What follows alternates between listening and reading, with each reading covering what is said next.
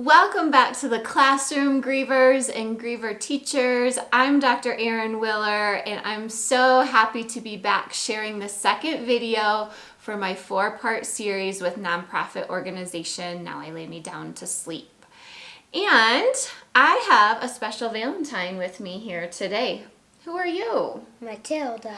Matilda. Yes, this is my daughter, Matilda, and I'm so happy to have you with helping out on today's video. What is our project going to be? Conversation heart jars. Yes, we are doing conversation heart jars with Valentine's Day coming up just around the corner. We're going to share a lesson with you that's going to allow you to make some space to connect with your baby, not just at this time of the year, but all throughout the year. Are you ready to get started? Yeah. All right, let's do it. You are my red, you are my yellow, you are my flower, your colors are all loud. Okay, Matilda, so who is our special baby that we're thinking about this Valentine's Day? Milo. And who's Milo? My twin brother who died when we were born. Yeah, and how old are you and Milo turning on February 8th this year? 9. 9. I can't believe that you're getting so old. So, should we go ahead and share how we're planning to celebrate Milo this year for Valentine's Day and for your birthday with the conversation heart jars? Yeah. Yeah. Okay, so to get started, can you explain to us what continuing bonds are? Continuing bonds are like when you keep giving love to a person even though they are dead. Exactly. So sometimes when we experience the loss of a baby, there are other people who think that we should move on really quickly and we should just get over our loss. But there's actually a lot of research out there that shows that if we're able to connect with our baby and maintain our relationship with them over time, that it has a lot of benefits for grieving people like us.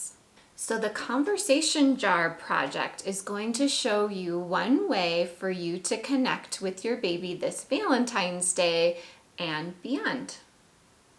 We will link the description of the supplies that you need down in the description box below. The first thing in the description box that you're going to want to check out are the conversation prompts. These are the prompts that you're going to use in order to establish or to maintain those continuing bonds with your baby. And what you'll see in the link is a printout that I have made for you.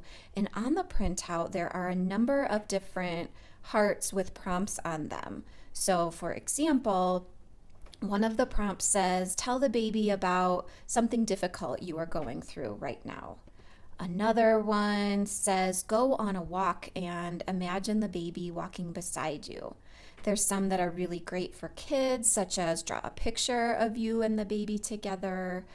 Also on the handout, you're going to see that I have made a second sheet there, and that one has blank hearts on it where you can write in your own prompts and ideas. Now you really can use these prompts in a number of different ways. For example, you can use them as prompts for doing some written journaling. You might light a candle and take a special moment in any given day or perhaps once a week where you spend that time choosing one of the prompts and then doing whatever the prompt is. As you'll see here, Matilda and I printed out our hearts on conversation heart colored cardstock, and you can do the same. Once you have the hearts printed out, then you can go ahead and cut those out, and you're going to be able to set those aside, and we'll come back to them in a little bit once we have our jar together. Now we're ready to make our jar, and this one here is from a jar of pasta sauce, and I really like this bigger jar, but you'll also see us moving back and forth between this larger jar and the smaller jar. And then your first step is going to be to paint the jar with heavy body paint. So you're going to go ahead and put at least a couple of layers on it in order to make it fully opaque. And if you don't have heavy body paint, you can put something like a primer, like a gesso on the bottom or as the first layer before adding your paint on top.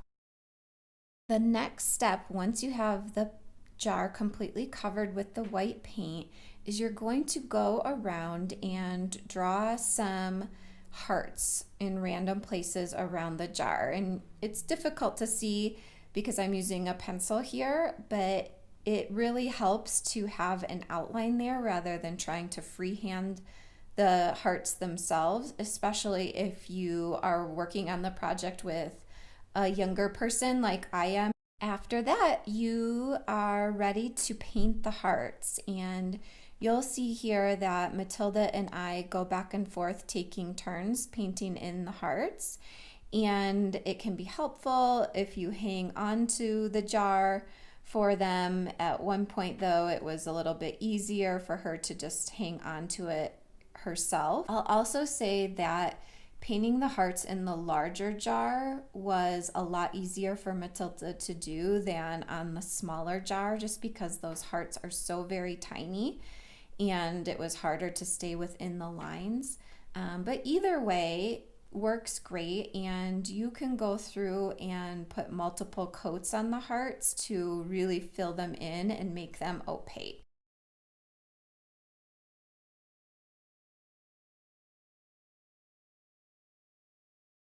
The next step is to put your little messages on the hearts, and I'm using a Sharpie here in this berry color, and you'll see me use another pen, but that's just because this Sharpie was wearing out on me as I was writing. But I definitely would recommend the Sharpie because it seemed to work the best out of all of the pens I was trying. And you can choose messages that are on typical conversation hearts. I loved the ones that I chose, like BFF and love you, miss you, be mine, because I thought they were all really sweet ways to think about connecting with Milo.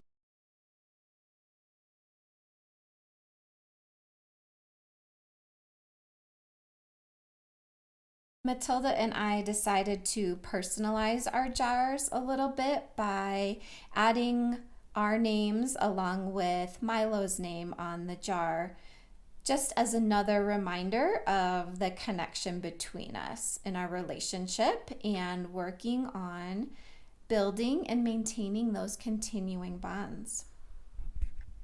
Once you're done, you can go ahead and put the hearts that you cut out into the jar so that those will be ready for you when you go to start doing the prompts and making those connections with your baby. After we were done, I decided that the tops of the jars needed a little something, and so I just used some ribbon that I had left over from another project and just used the glue gun to wrap that around the top. Matilda, what would you say is your favorite way to show Milo that you love him? I like to keep a picture of him with me. Yes, I do too. That's a really good one. One of the ways that our family has been able to stay connected to Milo is by displaying and looking at our Now I Lay Me Down to Sleep remembrance photographs. To date, Now I Lay Me Down to Sleep has provided the priceless gift of remembrance to over 50,000 families like ours who have experienced the loss of a baby. Please visit the link in the description box below and consider offering the priceless gift of remembrance to a bereaved family like ours. Your donation will help Now I Lay Me Down to Sleep recruit, train, and mobilize professional volunteer photographers and medical affiliates as they work to support bereaved families. While you are there, don't forget to subscribe to the channel so that you don't miss the upcoming videos with our collaboration with Now I Lay Me Down to Sleep.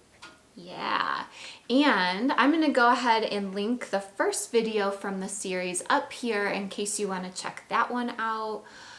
Also, please don't forget to like this video and to go ahead and comment if you have any questions or any thoughts. We'd love to hear from you. So with that, until next time, take care, grievers and griever teachers.